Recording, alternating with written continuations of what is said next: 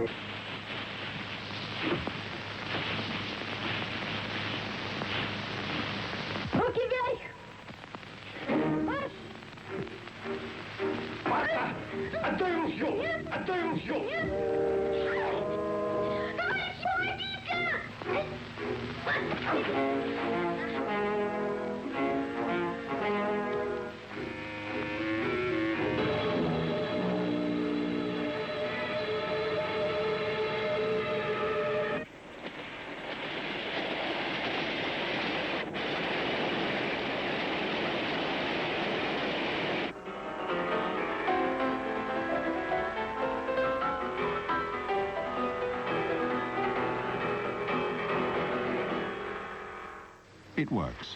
Stalin has only to frame and then accuse his enemies of espionage, and the angry mob calls for their blood. Our enemies want to tear our young Soviet Republic to shreds. But we have the NKVD, our secret police. Long live our beloved friend and leader, Comrade Stalin. Stalin's deification is a process to which every writer, painter, musician, and actor must contribute, or else. Actor Alexei Diki has been serving a prison term in the Gulag. But Stalin is so impressed with the actor's commanding stage presence that he paroles him.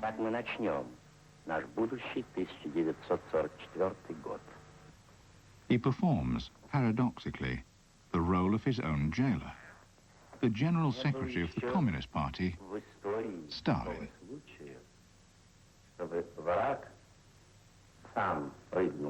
The film is one more brushstroke on the great canvas that Stalin is painting to correct the mistakes of history.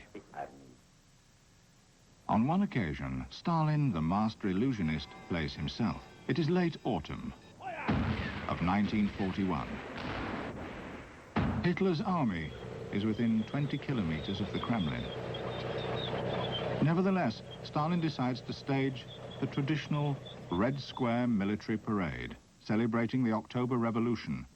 For security reasons, the schedule has been changed, and unaware of this, the camera crew arrives too late to film Stalin's speech to the ranks, and barely in time to record the last battalions marching off to war in the falling snow. However, when the film is released, Stalin is there, exhorting his troops. The error had been remedied that same night, inside the Kremlin, when Stalin, on a mock-up of the Red Square mausoleum, reenacted himself addressing the marchers.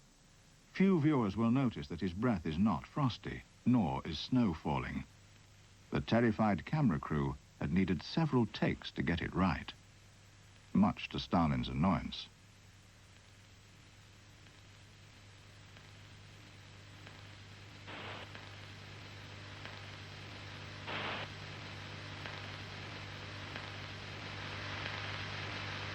The filming had not gone altogether smoothly.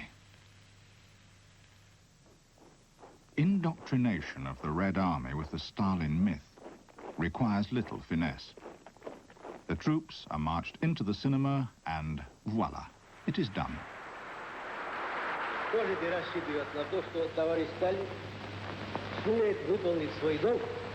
As the myth of his divinity takes hold, Stalin himself seems to undergo a transformation. In his speeches, he begins referring to himself not as I, but as Stalin, as if to say that the real Stalin is an invisible, benevolent, and all-pervasive force. A force of which the mustachioed man on the podium is but one aspect. The attraction of this idea is irresistible. In the eyes of his people, Stalin has become a god.